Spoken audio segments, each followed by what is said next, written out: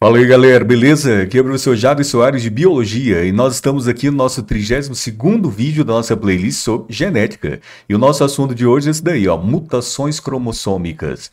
E se você tem gostado dos vídeos, por favor, deixa aí o seu like. Não se esqueça também de se inscrever no canal. Me siga também lá no Instagram, que será um grande prazer recebê-los por lá também.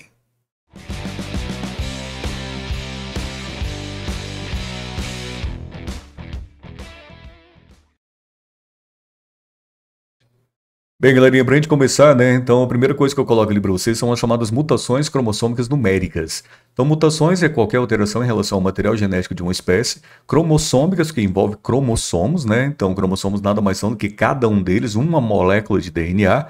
E quando você pega essa molécula de DNA, você tem uma sequência de nucleotídeos ali, uma sequência de bases que compõem os genes. E, lógico, numéricas, que envolve o número, né? Envolve o número de cromossomos alterado dessa espécie, para mais ou para menos.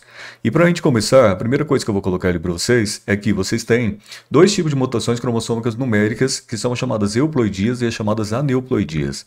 Aí, se você pega eu, significa ali verdadeiro, então você teria euploidia, seria ploidia verdadeira, e aneuploidia, né? Esse AN aí significa não, né, negação, que não seria então ploidias verdadeiras. Para você entender, eu vou colocar aqui uns exemplos para você. Então, olha aqui. Quando nós pegamos aqui as euploidias, eu tenho ali a chamada triploidia. São seres que são 3N.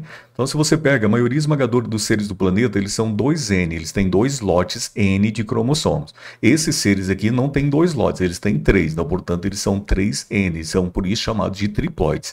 Aí, se ao invés de terem três, eles têm quatro, eles são chamados de tetraploides. A partir daí, eles são chamados então de poliploides. Então, tem muitos autores que já consideram 4N como sendo poliploide, mas poliploide entra ali então 5N, 6N, não importa. Importa que você tenha ali lotes N sendo adicionados. Ok? Então, lotes N então, se você pega, então, olha aqui, no nosso caso, nós somos humanos e somos 2N igual a 46, ou seja, nós temos 23 pares de cromossomos. Então, 2N igual a 46, isso, nós somos nossas células diploides. Nossas células haploides são N igual a 23, ou seja, metade. Então, olha só, para a gente completar aqui o raciocínio. Então, olha só. Eu vou pegar aqui uma laranja famosa aí, chamada laranja da Bahia. E laranja da Bahia se escreve sem H, então laranja da Bahia. Embora ela tenha surgido realmente no estado da Bahia, por volta de 1800, por mutações cromossômicas numéricas. Então não apresentam sementes, não podem se reproduzir por essa via, se reproduzem então por meio de mutas, né? Então é isso, a propagação dessa espécie se dá dessa maneira. E você pega, então ali você tem 3N igual a 27. Então se você divide, né, 27 por 3, você tem ali então 9, que seria o número N de cromossomo, então N igual a 9.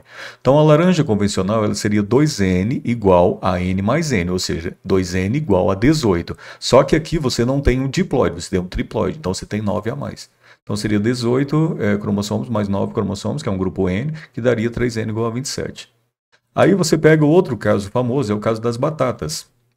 Você pega aí batata, que seriam 4N igual a 48. Se você divide 48 por 4, então daria 12, né? Então seria N igual a 12. Então a batata 2N, ela seria 2N igual a 24, embora seja então menor e menos produtiva.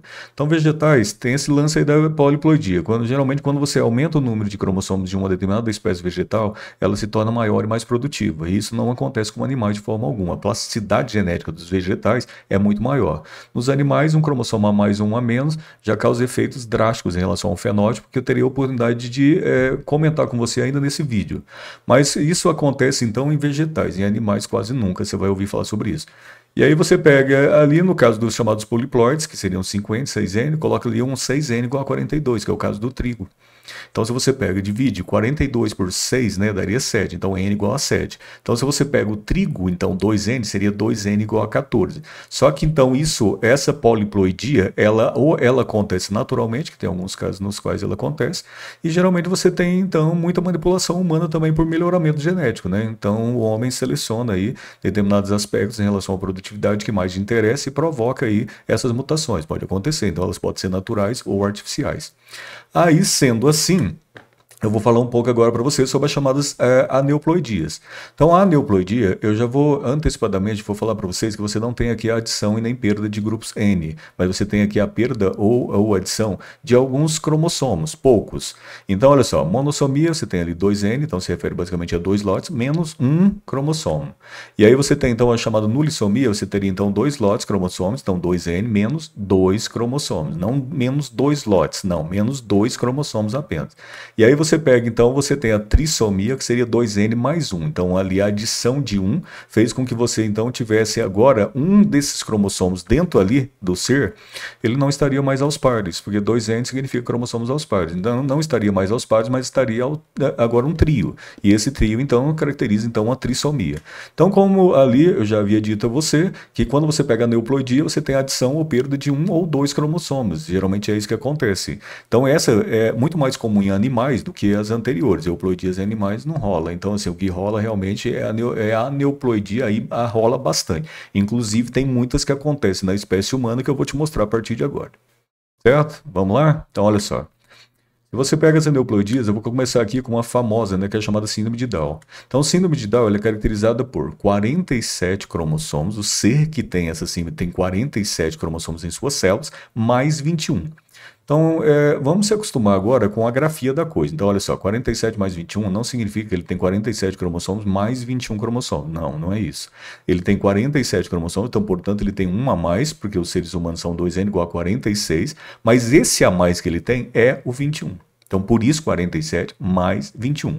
Ao invés dele ter um par de cromossomos 21, ele tem um trio. Então, portanto, se ele tem um trio, é uma trissomia, só que é uma trissomia do 21. Afeta homens e afeta também mulheres. Aí eu vou colocar para você aqui alguns aspectos importantes, então, fenotípicos de uma pessoa com síndrome de Down. Então, eles geralmente têm línguas grossas e também bastante fissuradas, eles têm uma deficiência no desenvolvimento cognitivo e intelectual, eles têm orelhas de inserção baixa, a grande maioria deles eles são inférteis, embora haja casos no mundo e no Brasil que casais tanto de homens quanto mulheres com síndrome de Down foram capazes de se reproduzir, então eles não são 100% estéreis.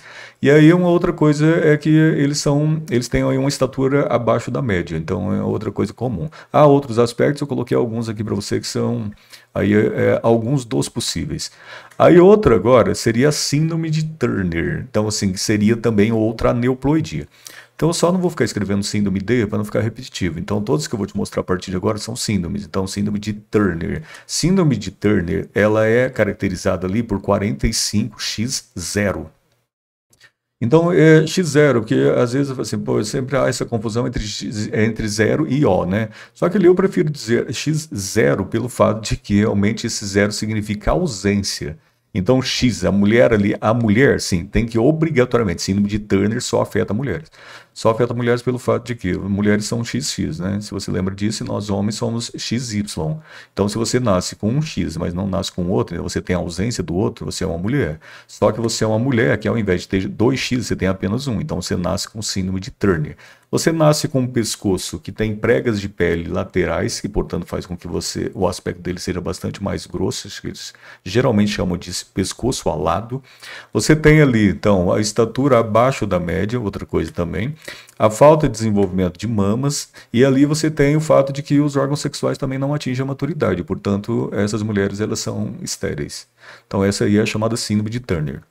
A outra aneuploidia importante, bastante comentada aí, seria a síndrome de Klinefelter. E síndrome de Klinefelter ela é 47XXY, ou seja, homem, isso, tem um Y já é homem, mas tem 2X, não importa, X tem um Y é homem, XXY, isso, XXY é garantia de que seja homem, só que com síndrome de Klinefelter.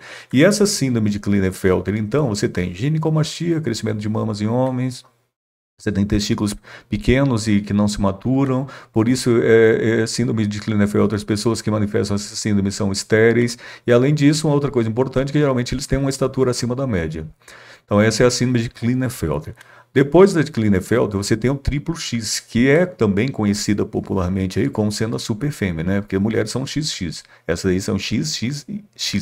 E, portanto, só afetam mulheres novamente.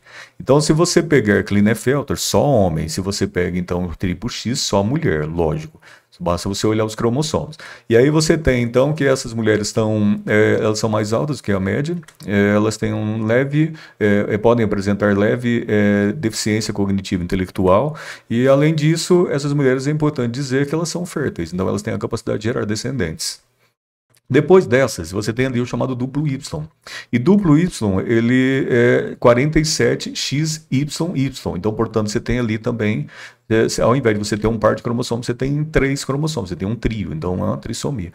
Só que você pega, então ali você tem XYY, você tem 2Y. Então, esse duplo Y, lógico, ele afeta só homens.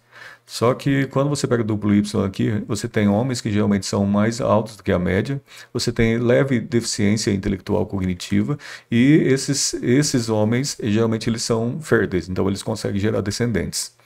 Depois do duplo Y, você tem a síndrome de Patot. Então, essa síndrome de Patot é também uma trissomia, só que ela é uma trissomia do 13. Ou seja, ao invés de você ter um par de 13, você tem um trio. Então, 47 mais 13. Segue o mesmo exemplo e a mesma ideia que a gente usou na síndrome de Down. Então, ali você não significa que você tem mais 13 cromossomos, significa que você tem um a mais e ele é o 13.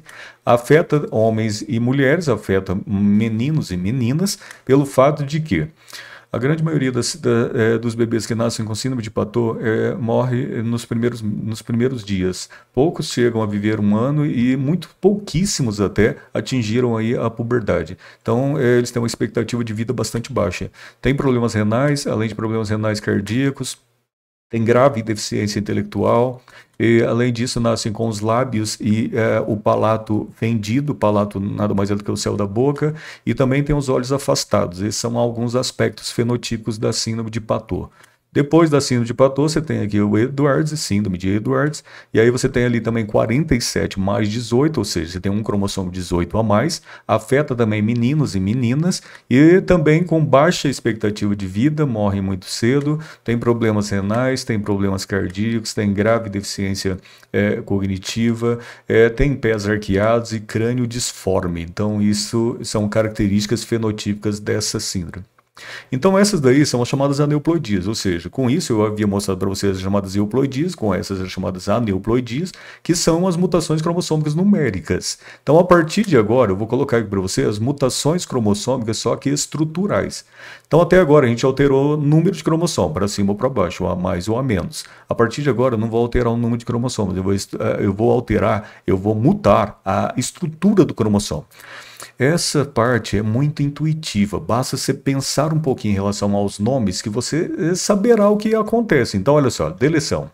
Se você pega a deleção, eu vou colocar um cromossomo ali para você que tem uma sequência de genes. Então, Azão, Bzim, Czão, Dzim, ok. Aí acontece deleção. Se acontece deleção, um gene é perdido, então um gene é deletado. Então, nada mais óbvio que isso. Então, você pega Azão, Bzão, Czão. Cadê o Dzão? Foi deletado. Então, isso é uma deleção, foi perdido. Aí você pega outra que é a chamada duplicação, também é muito lógico. Você pega um cromossomo que tem uma sequência Ezim, Fim, Gzim, ao invés de você ter agora uma cópia do gene do mesmo cromossomo, você vai ter duas cópias, então isso é uma duplicação. Depois dela, você tem então a inversão. Então, como o próprio nome diz, eu vou colocar ali para você o mesmo cromossomo que eu coloquei em cima, eu vou colocar embaixo. Você tem uma sequência ali que é Azão, Bzim, Czão, Dzim, né? E aí, quando você inverte, você tem ali Azão, Bzim, Dzim, Czão. Então, você fez uma inversão dos genes. Depois disso, você tem a chamada translocação. E translocação é quando você tem genes que saem de um cromossomo e vão para outro cromossomo não homólogo a ele. Então, isso é uma translocação. Quando você tem na meiose, né, na meiose você tem a troca de pedaços entre cromossomos homólogos. Isso é crossing over, isso é o comum, isso é o natural de acontecer durante o crossing over. Isso aqui não é crossing over, isso aqui é translocação. Então, um pedaço de um cromossomo sai e se liga a outro cromossomo que não é homólogo a ele. Então, isso não é crossing over, isso é translocação entre cromossomos não homólogos, certo? Então, galerinha, é isso. Espero que eu possa ter aí contribuído para que você possa entender um pouco mais sobre mutações cromossômicas. Então é isso. Fique bem, um grande abraço, tchau.